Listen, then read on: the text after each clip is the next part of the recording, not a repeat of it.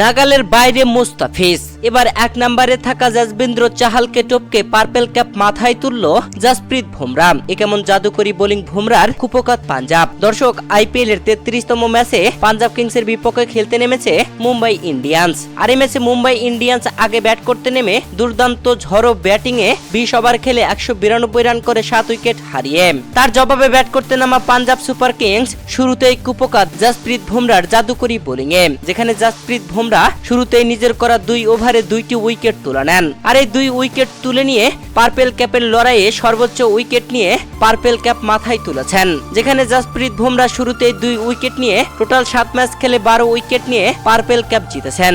এদিকে পার্পেল ক্যাপের লড়াইয়ে এই ম্যাচের আগে 2 নম্বর পজিশনে মুস্তাফিজুর রহমান ও জসপ্রীত বুমরা ছিলেন 10 উইকেট করে নিয়ে। তবে এবার মুস্তাফিজুর রহমানকে 2 নম্বরে রেখেই পার্পেল ক্যাপ প্রতিযোগিতার 1 নম্বরে উঠে গেল জসপ্রীত বুমরা। দর্শক, মুম্বাই ইন্ডিয়ান্সের বোলারদের কাছে এই ম্যাচে রীতিমতো কুপকাত হয়েছে পাঞ্জাব সুপার কিংস।